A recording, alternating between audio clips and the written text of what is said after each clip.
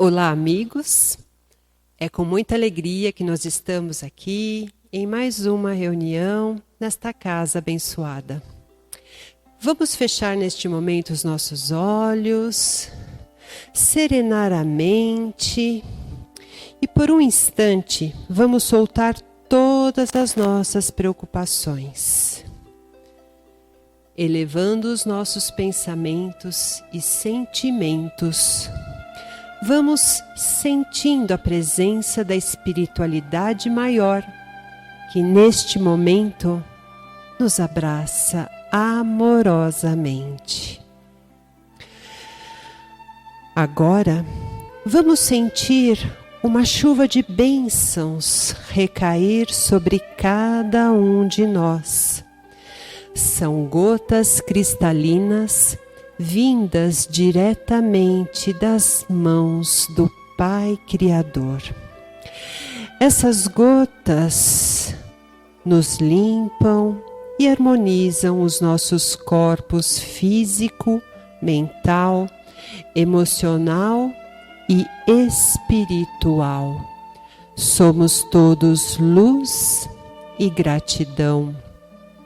Gratidão aos nossos mentores, queridos amigos que escolheram percorrer esta jornada ao nosso lado.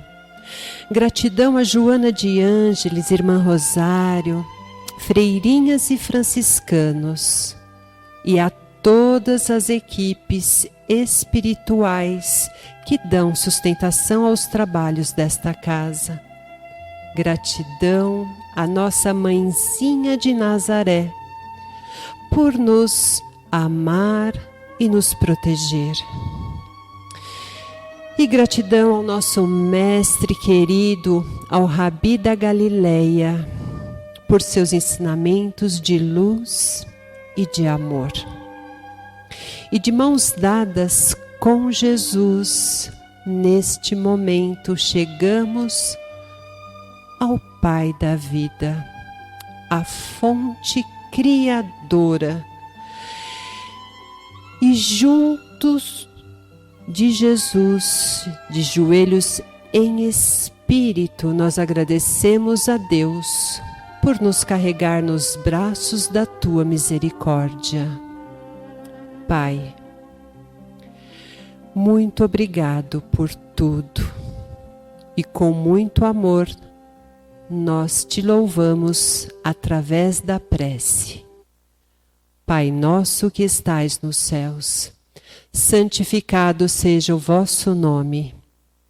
Venha a nós o vosso reino, seja feita a vossa vontade, assim na terra como no céu. O pão nosso de cada dia nos dai hoje. Perdoai as nossas ofensas, assim como nós perdoamos a quem nos tem ofendido. E não nos deixeis cair em tentações, mas livrai-nos, Pai, de todo mal. Que assim seja. E sentindo muita paz interior, vamos agora nos ligar às equipes espirituais de tratamento desta casa. Pedimos que a luz branca do Cristo seja projetada sobre nós, acalmando o coração, serenando a mente e promovendo a harmonização e equilíbrio de todos nós. Que assim seja. Aos assistidos de tratamento de P2, pedimos que se liguem com as equipes espirituais neste momento. Sintam a projeção da luz azul envolvendo o sistema nervoso central, tratando e harmonizando todos os chakras situados ao longo da coluna. Que assim seja. Aos assistidos de CH, pedimos agora que se liguem às equipes espirituais deste passe.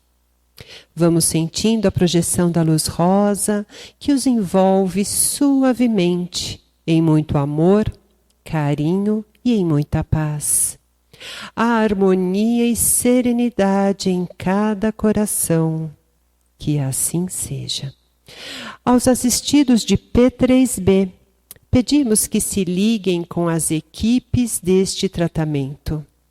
Rogamos a projeção da luz branca do Cristo, envolvendo encarnados e desencarnados aqui presentes. Pedimos que a luz azul envolva o coração e a mente dos assistidos. E rogamos às equipes espirituais os cortes de ligações que se fizerem necessários usando a luz laser. Pedimos a projeção da luz azul envolvendo o sistema nervoso central, periférico e neurovegetativo, da luz rosa envolvendo o cardíaco para aumentar os bons sentimentos e o amarelo no frontal para ter bons pensamentos, maior força de vontade e melhor ligação com o seu mentor individual. Que cada assistido receba uma cúpula rosa, clara, brilhante, da cabeça aos pés, para que o tratamento se fixe até quando for necessário. Que assim seja. Pedimos aos assistidos de P1 e P3A que se liguem com as equipes médicas espirituais. Rogamos a projeção da cor verde, que envolve todo o organismo físico e espiritual, tratando onde for necessário. Vamos projetar as cores do arco-íris para que cada assistido alcance o fortalecimento físico e espiritual necessário. Que assim seja. Pedimos que todos nós, encarnados e desencarnados, sejamos envolvidos nas bênçãos amoráveis do Cristo Jesus e que cada assistido permaneça em cúpula protetora relativa ao seu tratamento até quando for necessário. Nos ligamos agora com as equipes espirituais do tratamento infantil, Meimei e Sheila, que vão envolvendo todas as crianças com muito amor e carinho, trazendo-lhes paz e harmonia. Que assim seja. Agradecemos às equipes espirituais pelos tratamentos de hoje e convidamos a todos a abrirem suas mentes e corações para a palestra com a nossa querida Eulina. Que assim seja, graças a Deus.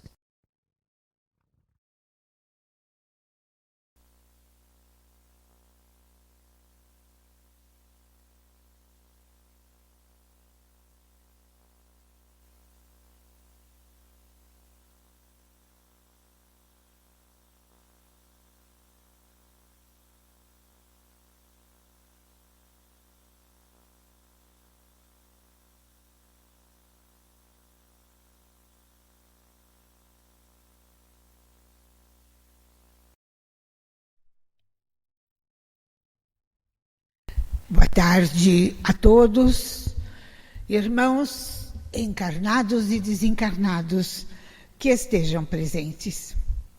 É com muito amor, com muito carinho, que estamos aqui nesta tarde para falarmos de Jesus, o nosso guia e modelo da humanidade. Quando a Terra começou o seu processo de crescimento, quando a raça humana já estava estabelecida, depois da vinda dos capelinos, a humanidade foi se desenvolvendo e foram surgindo as grandes raças. A hindu, a egípcia, a chinesa, a hebreia e a raça ariana e os gregos. E essas grandes civilizações, todas tinham religião como base. É bem verdade que a maioria pagã. O único povo monoteísta do mundo que acreditava no Deus único eram os hebreus.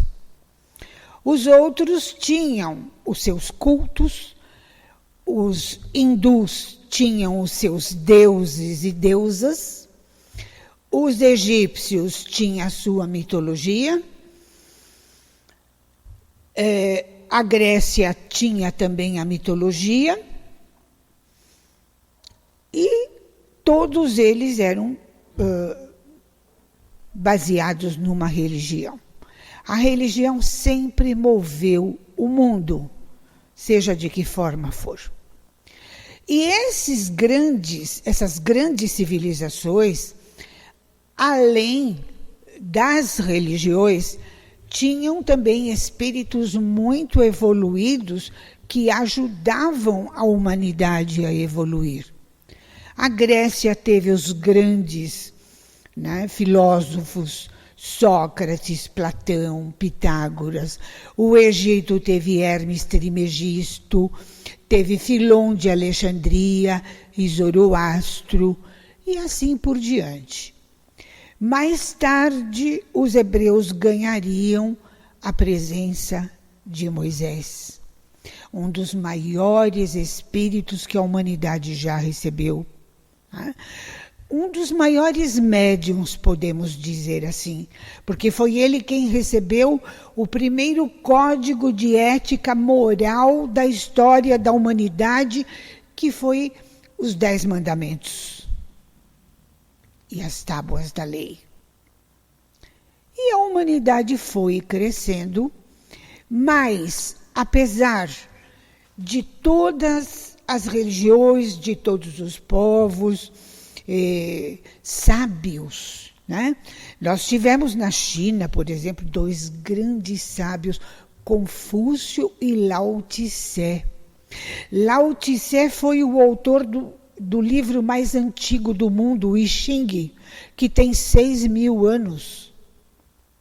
Então, a humanidade tinha tudo para evoluir com a ajuda dessas criaturas. Mas o mundo sempre esteve mergulhado nas mesmas trevas de sempre. E o tempo foi passando.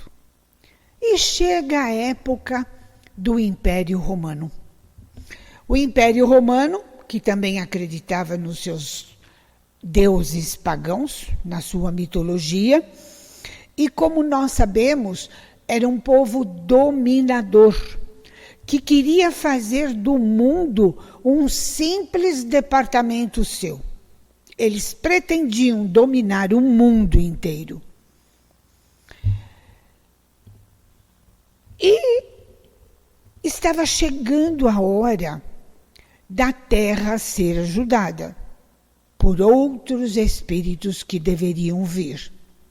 Bem, a Palestina, que hoje é Israel, naquele tempo se chamava Palestina, e não tem nada a ver com a Palestina de hoje, era outra parte.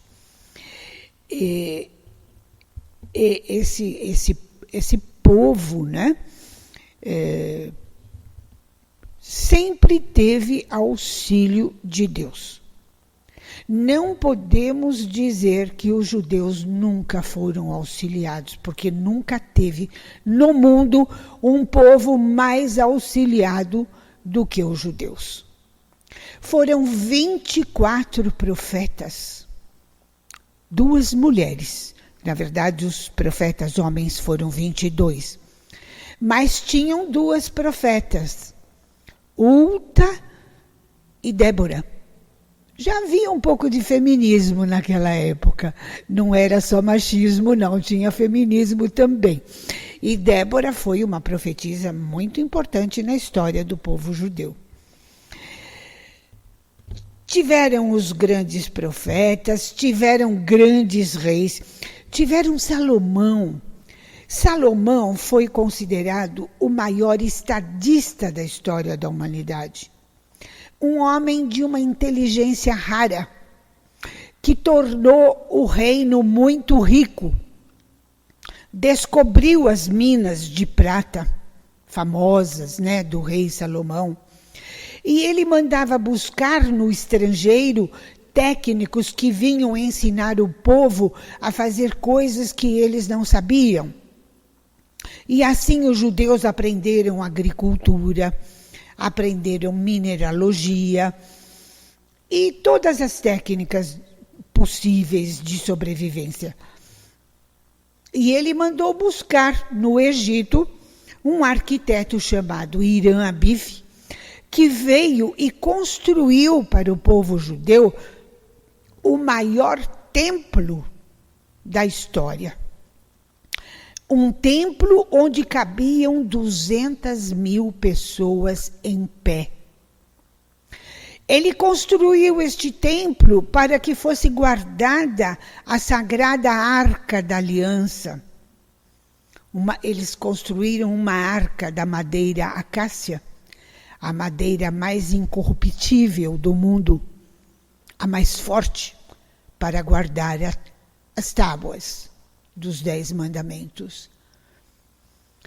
Então, eles sempre foram auxiliados, mas precisava alguma coisa a mais. E chegam os romanos e dominam tudo, dominam a terra, mas os romanos, apesar de grandes guerreiros, eles não se envolviam na parte religiosa dos judeus. Eles permitiam que os judeus fizessem tudo o que quisessem naquele templo, porque a vida do povo judeu girava em torno do grande templo. Tudo era realizado lá. E precisava, nessa época dos romanos, alguma coisa muito forte para mudar o mundo, porque não se tratava só da Palestina. Precisava vir uma grande luz, uma grande força para iluminar a humanidade inteira. Os romanos deixaram um legado bom para a humanidade. Apesar de muitas guerras, de muitas mortes, eles foram os criadores dos cânones do direito romano. E reconheceram a família com seus direitos e deveres. Né? Foram eles que criaram os direitos de família. Então, eles tiveram alguma coisa de bom. Mas, na época que estava para nascer o Messias prometido das profecias judaicas, eles estavam fazendo misérias. E Jesus veio na hora exata, na hora certa, para pôr um fim naquela situação. E ele, pelas Escrituras, seria o Messias prometido do povo judeu e seria o rei dos judeus. Então, o povo sonhava com a vinda do Messias porque acreditava que ele seria um rei na verdadeira acepção da palavra. Ele ia chegar, ia expulsar os romanos, ia tomar o trono de rei, que na época pertencia a Herodes, e o povo voltaria a ser feliz, seria dono novamente da sua terra. Mas isso não aconteceria. Mas Jesus veio. E foi uma noite muito especial. Foi uma noite que nós não sabemos exatamente o dia. Sabemos que não foi no 25 de dezembro, porque Jesus nasceu no mês de abril, na primavera. Mas foi uma luminosidade tão grande naquela noite. Todas as estrelas do céu acenderam as suas luzes ao mesmo tempo. Houve uma grande confluência de astros, Júpiter e Saturno, que é capaz de movimentar o mundo quando eles entram em confluência. E um cometa cortou os céus. E apareceu naquele céu uma estrela que brilhava muito mais do que todas as outras estrelas juntas, a estrela de Belém. que anunciava ao mundo a vinda do Salvador. Foi uma noite memorável. E a luminosidade foi tão forte que a noite se transformou em dia em plena meia-noite. Porque a natureza saudava a vinda do Salvador, o próprio Filho de Deus, na terra.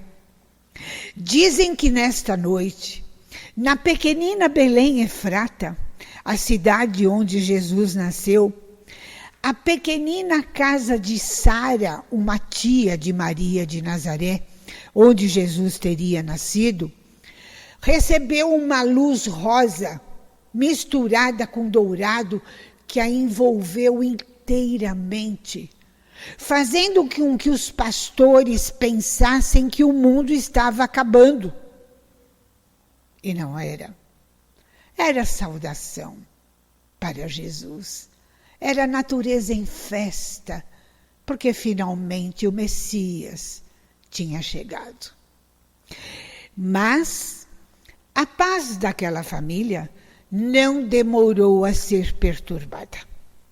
O rei Herodes, quando soube do nascimento de Jesus, ficou muito amedrontado. Ele ficou com medo de perder o trono de rei dos judeus, porque as profecias falavam que o Messias seria o rei dos judeus, e ele então achou que ele ia perder o trono dele de rei. Ele dá aquela sentença terrível da degolação de todos os bebês judeus nascidos até 2 anos antes.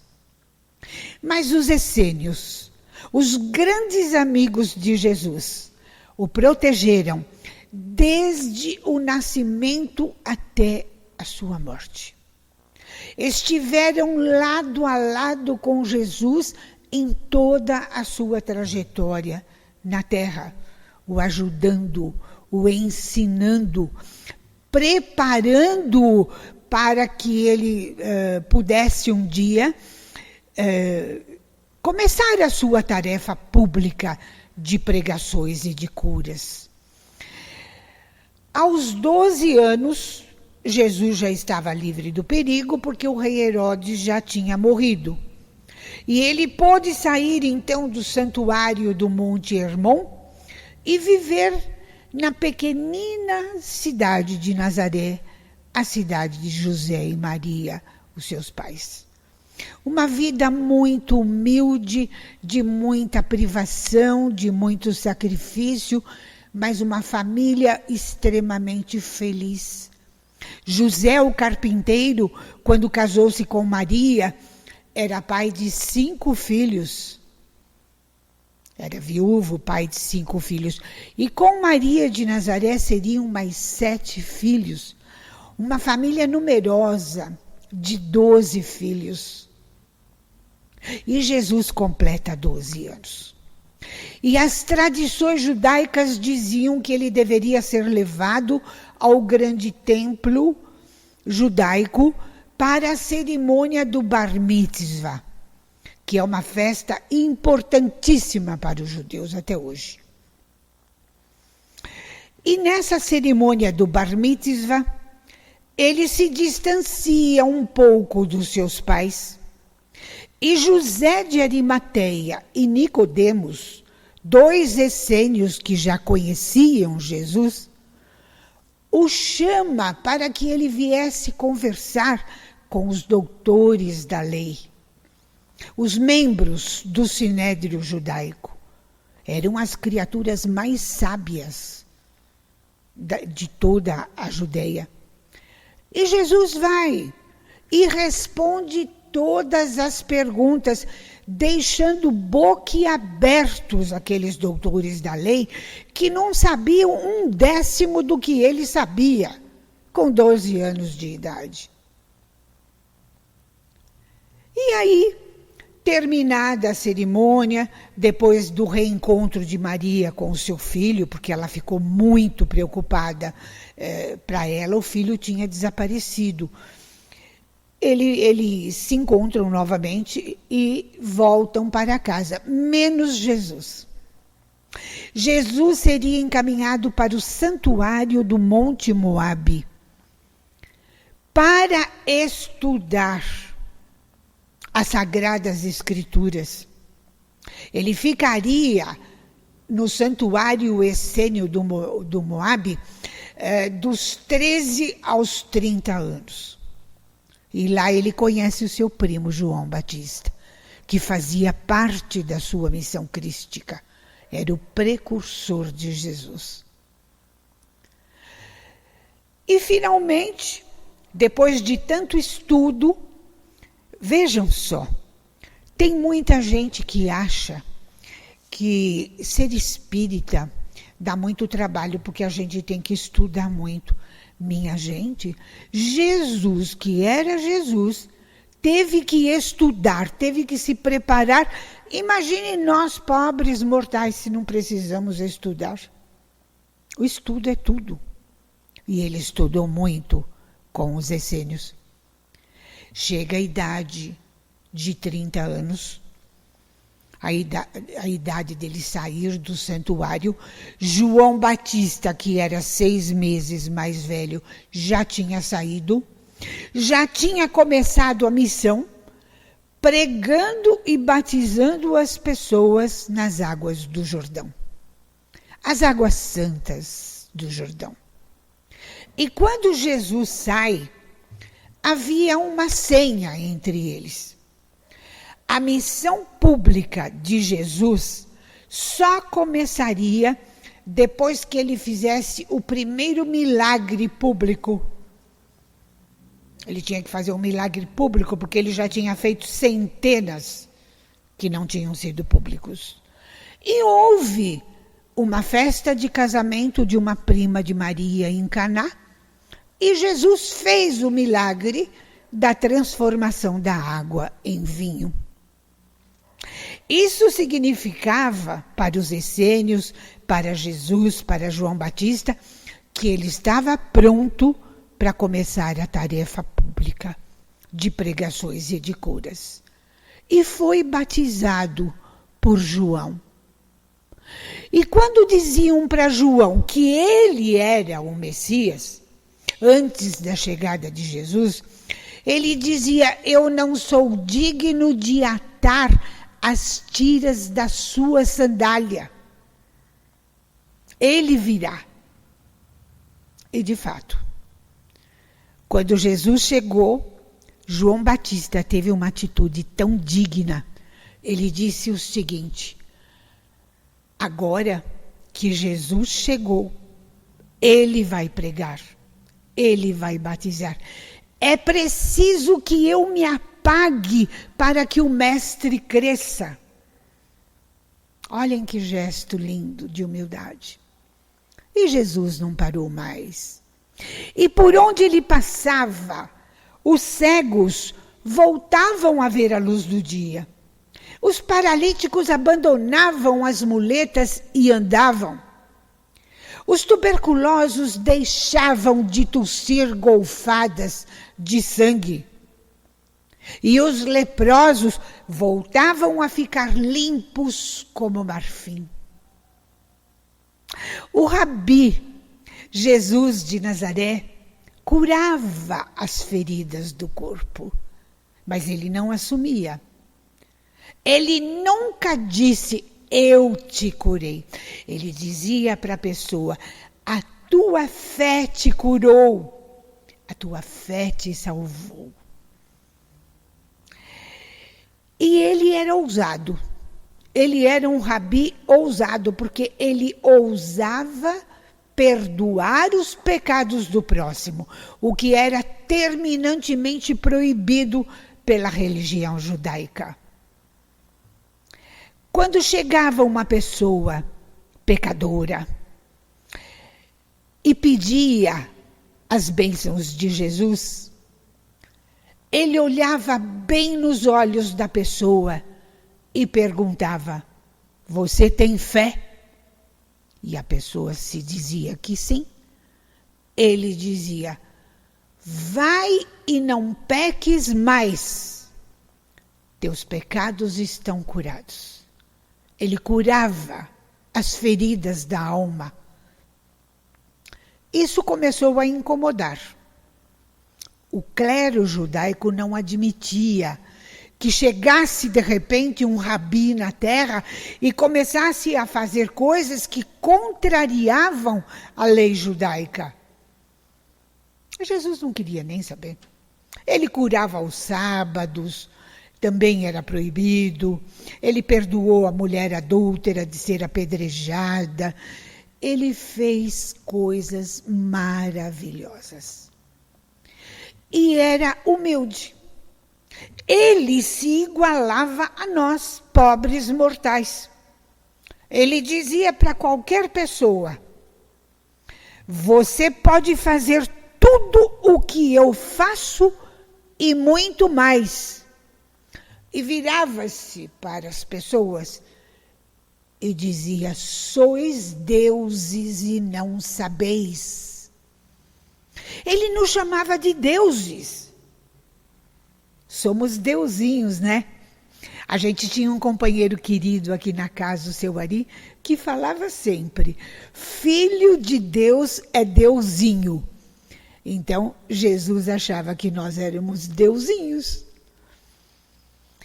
Mas, como estava escrito na história, como estava escrito nas Sagradas Escrituras, tudo teria que acontecer da forma que aconteceu.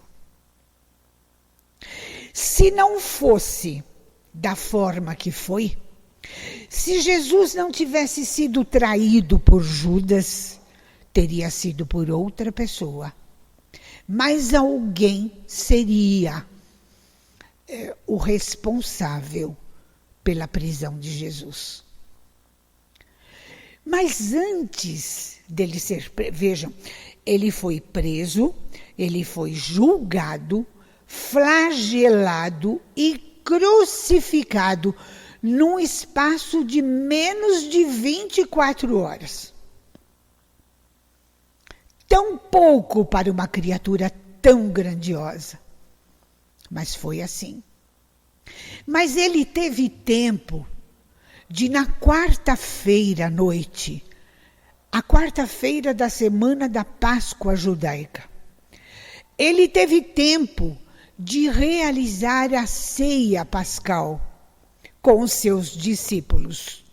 Como rabi, era uma das suas obrigações realizar a ceia pascal. E durante aquela cerimônia de Santa Ceia, aconteceram alguns fatos que valem a pena a gente relembrar.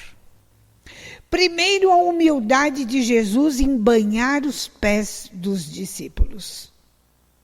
O maior gesto de humildade que um ser humano pode ter. Lavar os pés dos outros. Pedro não queria de jeito nenhum. O discípulo Pedro, que era muito bravo, era muito enérgico, não, mestre, nós é que temos que banhar os seus pés, ele disse. Eu estou determinando que será assim. E banhou os pés de todos eles. Acho que vocês já viram essa cerimônia na televisão. Na Sexta-feira Santa sempre aparece o Papa banhando os pés, né? Dos padres, das pessoas que convivem lá no Vaticano com ele. Esse gesto perdura até hoje. Jesus observou que Judas estava com um saquinho de moedas em cima da mesa. E de Jesus ninguém escondia nada. Ele sabia absolutamente tudo. Ele sabia tudo o que estava por acontecer. Ele vira-se para Judas e diz: o que você tiver que fazer, faça logo. Que era entregar Jesus para os soldados. Mas nessa cerimônia, os discípulos começam a ficar muito tristes, porque iam perder o seu mestre. Eles perceberam que o fim estava próximo. E Jesus, então, para consolá-los, diz a eles: não vos deixarei órfãos. Se me amais, guardai os meus mandamentos, e eu rogarei ao Pai, e ele vos enviará outro Consolador, que vos fará lembrar de tudo que vos tenho dito, e falará muito mais. O Espírito da Verdade, que o mundo não pode ver porque não o conhece, mas ele ficará convosco para sempre, o Espírito da Verdade.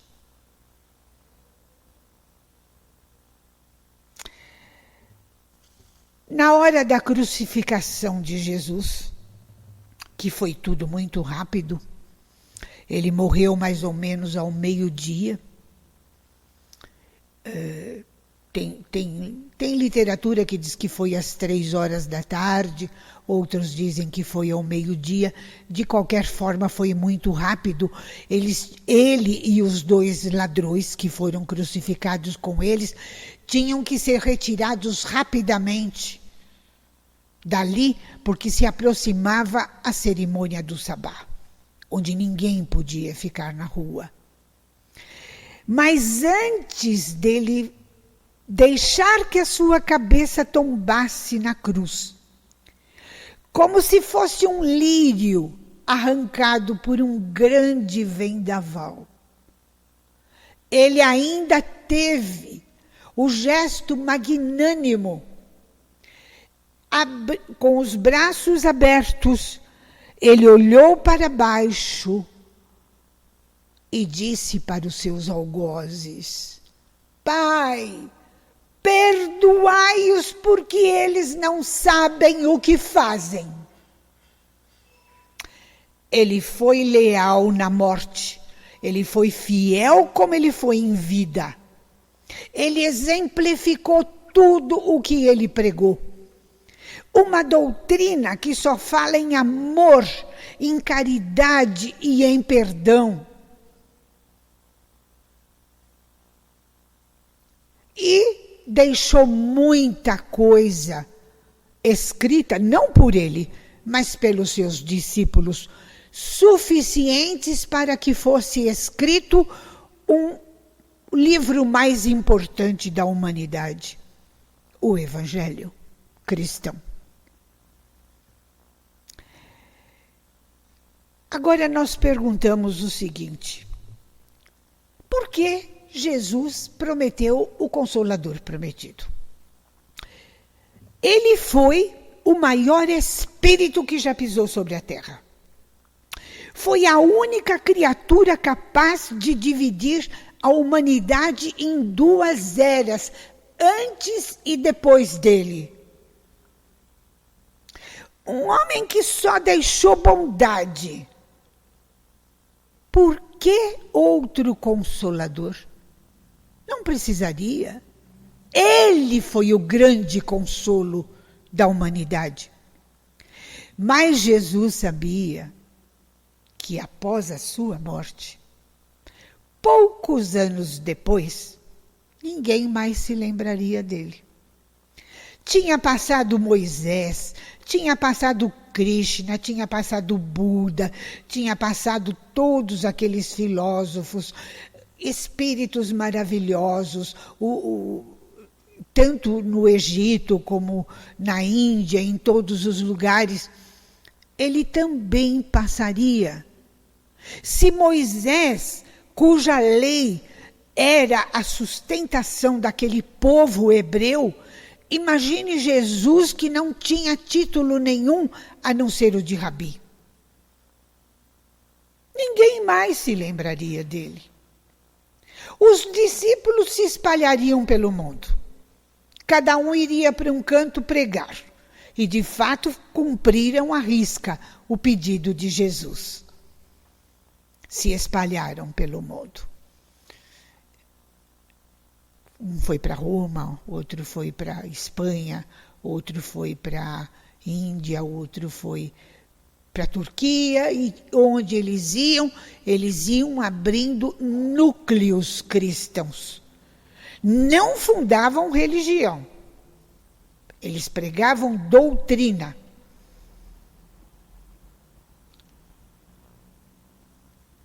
E Jesus teve, assim, a grande surpresa de aparecer,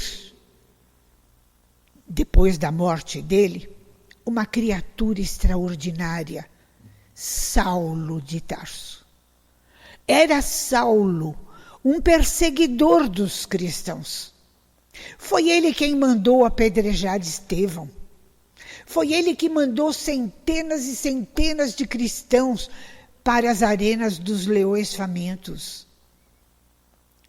Mas, na estrada de Damasco, ele viu a luz que era Jesus e se converteu. E quando ele viu aquela luz brilhando em cima dele, ele não fez mais nenhuma pergunta, nenhum questionamento. Ele simplesmente perguntou para Jesus: o que queres que eu faça? Se entregou ali de corpo e alma para Jesus. O que queres que eu faça? Jesus não disse o que queria, mas Paulo fez muito mais do que Jesus queria. Ele perpetuou o cristianismo. Se não fosse Paulo de Tarso, o cristianismo não teria chegado até nós nos dias de hoje. Teria se perdido ao longo do tempo. Mais ou menos 2 séculos depois da morte de Jesus, a Igreja Católica Apostólica Romana encampou o cristianismo com o nome de Igreja Católica Apostólica Romana. Portanto, tornou o cristianismo uma religião.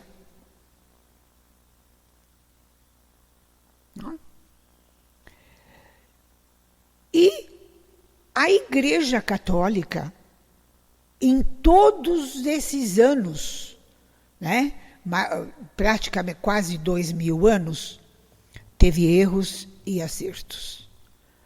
Mesmo em nome do cristianismo, nós tivemos muita coisa ruim na história da humanidade. Nós tivemos uma guerra das cruzadas, chamada Guerra Santa, que de santa não tinha nada. Invadiam cidades, foram para Jerusalém para retomá-la do poder dos muçulmanos e matavam todas as pessoas que se pusessem na frente do seu caminho e saqueavam tudo que podiam. E nessa guerra das cruzadas, por incrível que pareça, ela foi feita pela Igreja Católica, que mandava nos reis. Então ela foi feita pelo Papa e pelo rei da França e o rei da Inglaterra, Felipe o Belo e Ricardo Coração de Leão. Essas cruzadas fizeram verdadeiras barbaridades. Mas teve um lado bom. Tudo na vida tem um lado mau e um lado bom. Foram eles que construíram aqueles monumentos maravilhosos que existem hoje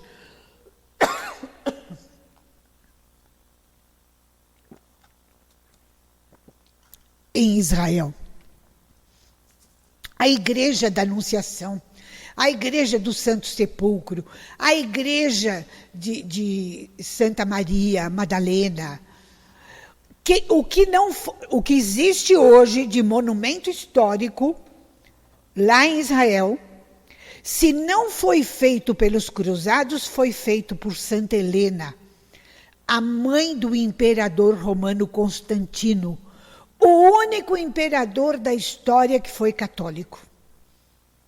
E ela construiu com muito carinho, principalmente a igreja de Santana, a quem ela adorava.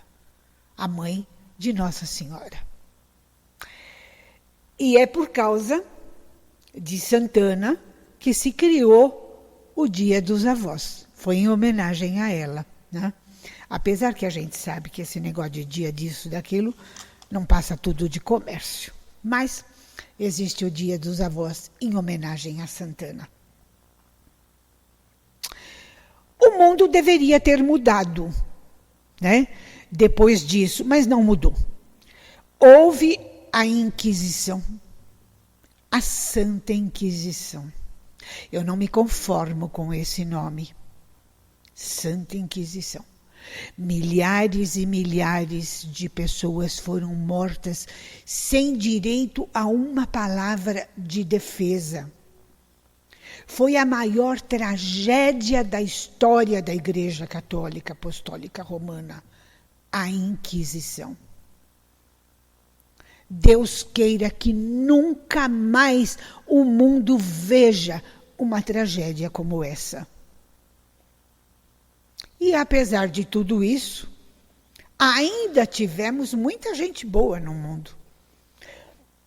Na Guerra das Cruzadas, nós tivemos São Francisco e São Bernardo lutando lado a lado com os soldados.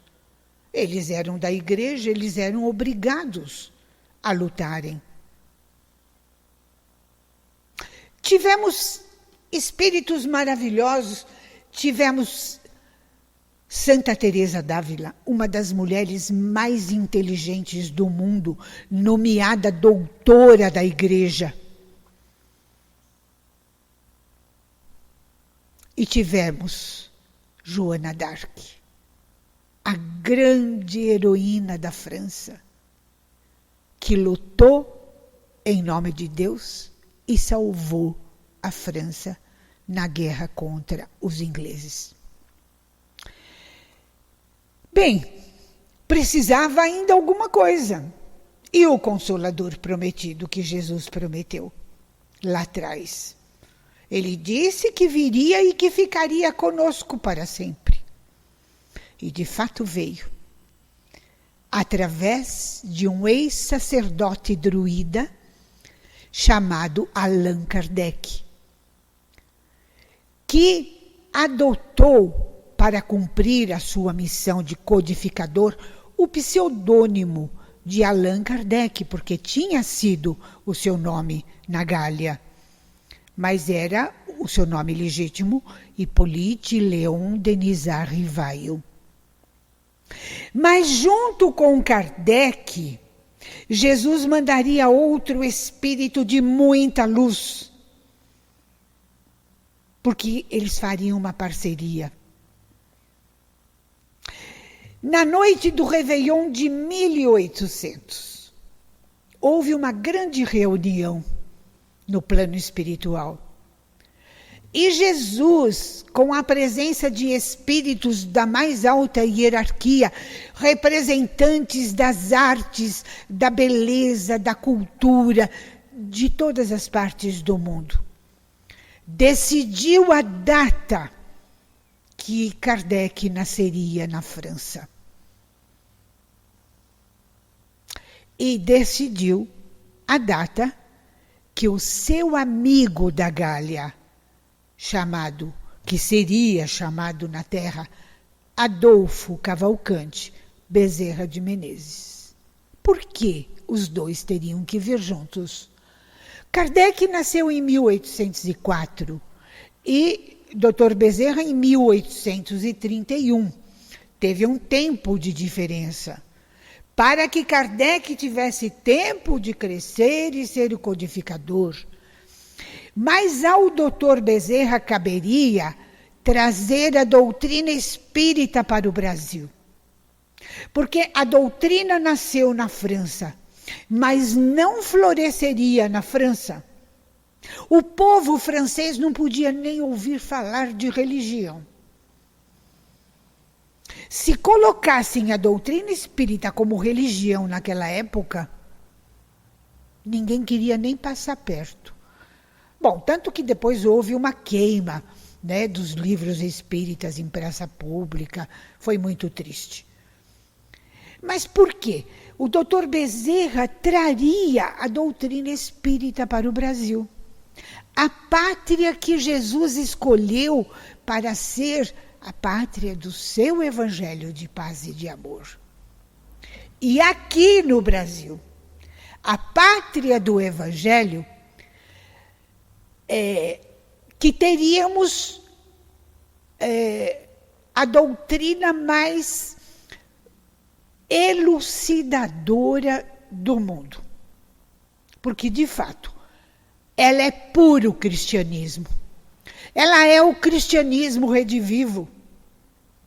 A doutrina espírita, hoje, é puro evangelho, mais nada.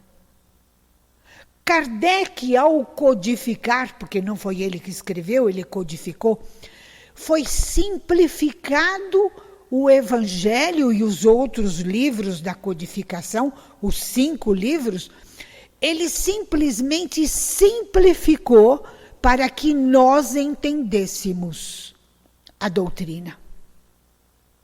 E hoje estamos aqui nesse Brasil imenso, a pátria do Evangelho, onde Jesus plantou a sua árvore do Evangelho de paz e de amor. E temos essa doutrina maravilhosa, que será no futuro a sustentação espiritual do Brasil e dos brasileiros. Então, meus irmãos, não temam nada, porque quem tem o Dr. Bezerra de Menezes na pátria do Evangelho, nos amparando, porque ele trabalha em todas as salas de passe das casas espíritas, ele trabalha em todos os trabalhos mediúnicos, é ele quem faz todas as curas na casa espírita. Quem tem uma criatura dessa, enviada por Jesus para auxiliar Kardec, vai ter medo de quê? Tudo isso que nós estamos vivenciando hoje vai passar. Maria de Nazaré costumava falar, tudo passa, isso também passa e vai passar. E no fim da nossa caminhada, no fim da nossa trajetória, nós vamos encontrar aquele líder espiritual maravilhoso, aquele Jesus de Nazaré, aquele homem lindo, jovem ainda, que deu a sua própria vida para nos salvar. Ele vai estar nos esperando de braços abertos e vai repetir: eu sou a luz do mundo, e quem me seguir nunca mais viverá em trevas, porque eu sou o caminho, a verdade e a vida, e ninguém vai ao Pai senão por mim.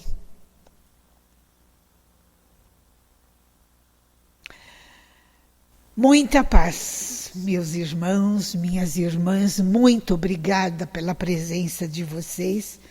Fiquem na paz de nosso Senhor Jesus Cristo.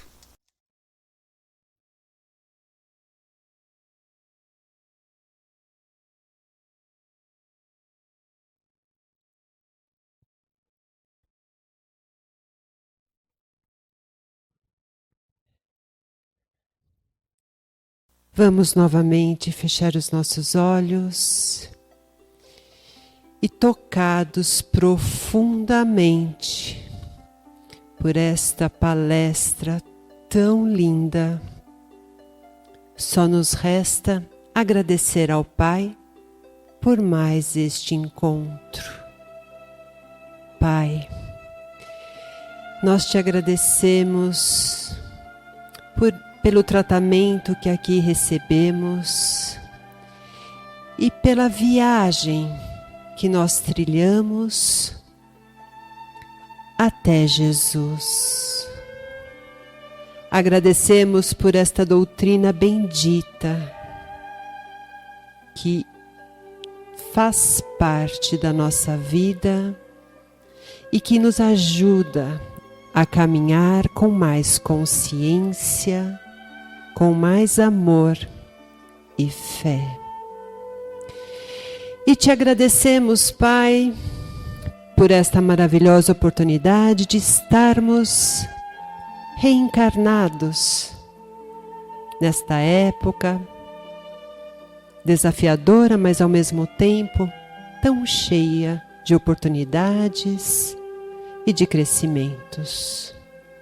E assim, de coração, nós te oferecemos o que há de melhor, de mais puro e límpido da nossa essência, para que esses sentimentos sejam entregues à espiritualidade maior e que ela direcione onde for necessário. E assim, Pai, felizes e gratos por mais este encontro, que nós possamos a cada dia incorporar todos esses ensinamentos e sermos o teu instrumento onde a vida nos colocar. Que assim seja. Graças a Deus. Graças a Deus.